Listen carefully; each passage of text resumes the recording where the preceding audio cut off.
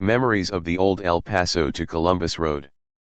Today it is a leisurely 1-hour drive from El Paso, Texas to Columbus, New Mexico along New Mexico Highway 9, 60 miles of beautiful desert scenery, but it was not always that way. Before New Mexico Highway 9 was a highway, this route was a combination of different dirt roads, mostly an old abandoned railroad right-of-way with washed-out bridges, rough washboard roads, hairpin curves, lava flows and a lot of dust. This route was a county-maintained road where it was graded periodically to scrape loose sand off the roadway and was wide enough for two-way traffic. Starting out on the El Paso side of the trail, shortly after leaving the old railroad town of Strauss, on the Southern Pacific Railroad was Swafford's Cattle Guard. A notorious cattle guard the road crossed over, but for some reason it was built up with drifted sand, so the cattle guard was, maybe 3 feet above the roadbed. If one was driving at a normal speed, this cattle guard would be no problem, but, for some reason we always seemed to hit that thing going at least 60 miles per hour just to see how far you could get your Jeep airborne. The next 20 miles or so was a series of twists and turns along the road until you arrived at the abandoned railroad station of Noria. Navigating these twists and turns were always fun as you kept your speed up to at least 40 miles per hour and set the Jeep into a sideways drift as you rounded each turn and tried to anticipate which direction the next turn would be. Especially challenging at nighttime when you probably were overdriving your headlights.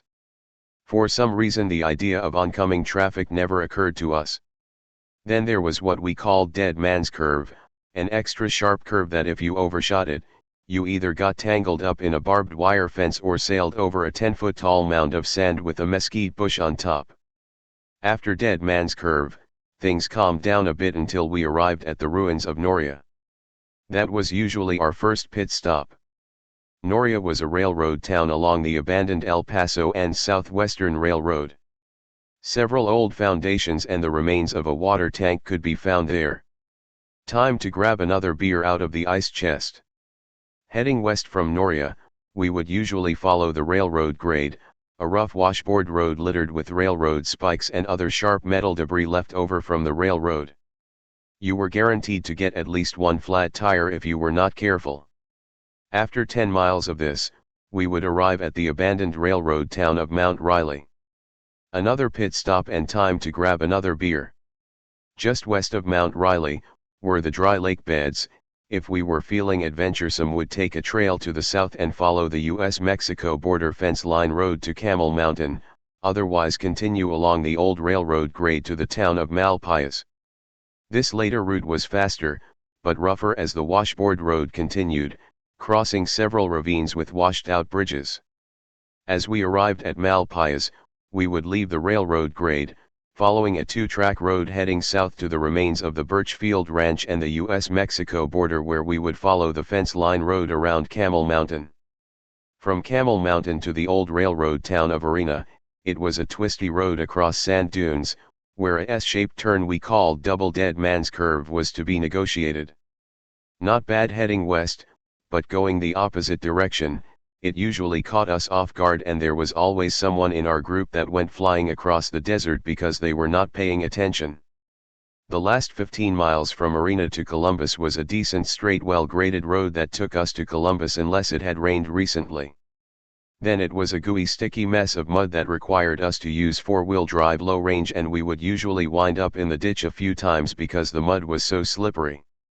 When making this trip, we never seemed to have the tops on our Jeeps, regardless of the weather, and by the time we finally arrived in the village of Columbus, we were covered in either dust or mud.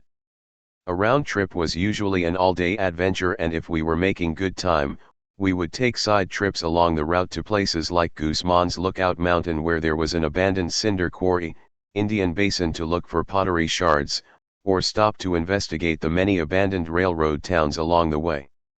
Today, the railroad grade is paved and designated as New Mexico Highway 9. Driving from El Paso to Columbus now takes less than an hour. A quick and easy drive, but nowhere near the adventure it used to be back in the day. I want to thank you for watching this video in its entirety. If you enjoyed it, please hit the like button, and if you want to see more like it, Please subscribe to this channel.